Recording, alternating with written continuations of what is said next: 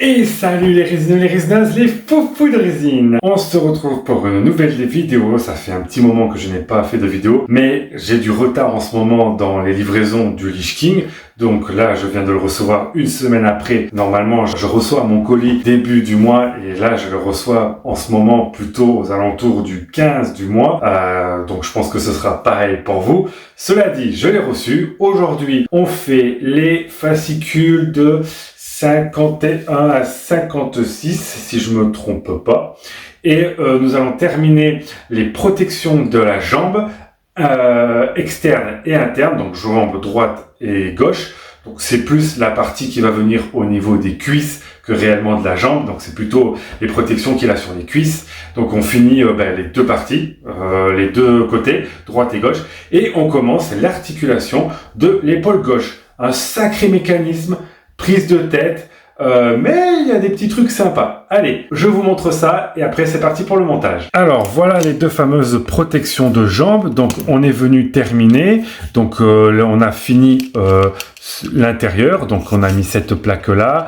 J'ai mis les lanières et on a rajouté pour les deux protections cette petite colonne vertébrale plutôt sympa. Énorme surprise sur ça, il n'y a aucune pièce en métal. Je pensais qu'il y aurait eu du métal, mais non. La seule chose de métallique qu'on a, ce sont les boucles. Même ça, ce n'est pas en métal, c'est du plastique. Je pensais vraiment que la colonne vertébrale ici, le morceau de colonne vertébrale, ça va être du métal. Non, c'est du plastique. Il n'y a vraiment aucune pièce en métal. Énorme surprise, je suis très surpris.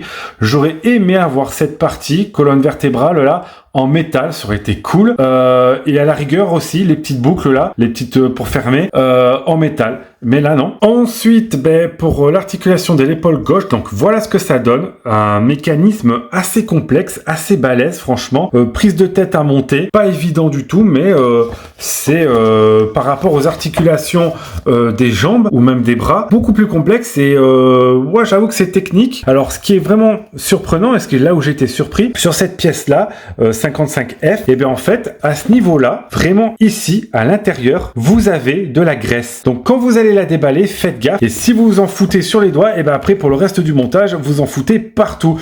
Surtout que cette partie-là, ici, est assez complexe. Donc, il faut rentrer cette petite partie-là avec le ressort à l'intérieur de cette partie. C'est galère. Et alors, en plus, comme vous avez de la graisse à ce niveau-là, vous en foutez partout sur les doigts. Donc, moi, je vous conseille d'abord de monter cette partie-là. Voilà. D'introduire le ressort avec l'espèce de petit piston à l'intérieur. Et ensuite, de venir fixer cette partie-là. Comme les deux parties sont reliées par une vis, vous voyez, c'est une vis avec un écrou. Ce n'est pas gênant de commencer d'abord par cette partie et ensuite de venir fixer celle-ci. Donc voilà le résultat, voilà ce que ça donne. Donc moi personnellement, il y a le ressort qui sort. Normalement, le ressort doit être entièrement à l'intérieur. Il ne doit pas ressortir. Impossible de le mettre parce que, comme je vous l'ai dit, sur cette partie-là, ici, voilà, où on voit bien avec l'écrou, moi, il y a de la graisse et je m'en suis foutu sur les doigts et j'en ai mis partout. Donc pour faire rentrer le ressort, vraiment galère. Donc j'ai juste poussé, le ressort ressort. Personnellement, je pense pas que au niveau du montage ça posera problème.